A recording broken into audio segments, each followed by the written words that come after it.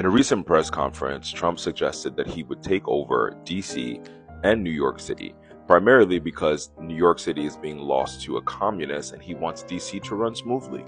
If a communist gets elected to run New York, it can never be the same, but we have tremendous power at the White House to run places when we have to. We could run D.C. I mean, we're looking at D.C. We don't want crime in D.C. We want the city to run well. Susie Wiles is working very closely with the mayor, and they're doing all right. I mean, in the sense that we would run it so good, it would be run so proper, we'd get the best person to run it. The crime would be down to a minimal, would be much less. And, we're thinking about doing it, to be honest with you. We want a capital that's run flawlessly. But New York City will run properly. We're going to bring New York back. You have a lot of crooked things going on in New York. We're going to straighten out New York. Maybe we're going to have to straighten it out from Washington.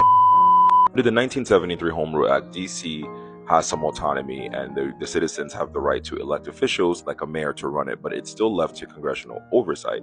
New York City, which is within New York State, is a different state, which federally the government cannot control a state because there are state rights and there's federal rights.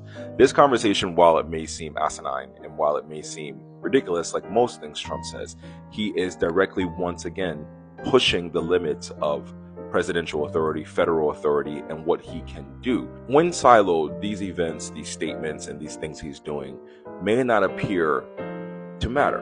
But when you look at the broad stroke of all the things he's done to push the executive authority forward and to push the limits of it, it is pushing one step closer every day to what a dictatorship looks like, where we have the status quo, we have how this government has operated, we have the Constitution, but I am going to continue to tick away and chip away at the Constitution and chip away at the status quo to where if I chip enough, people won't even recognize the America that existed before me.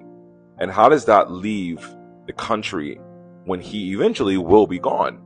How do we revert back to decorum and the Constitution? And it's even insane that I have to say, how do we refer back to the Constitution? Because when he decided to deport Kilmar Garcia and ignore the judicial oversight, we have been in a constitutional crisis because he single-handedly decided he did not care about following the authority of the judicial branch. Things that make you go home, weekly in Trump's America.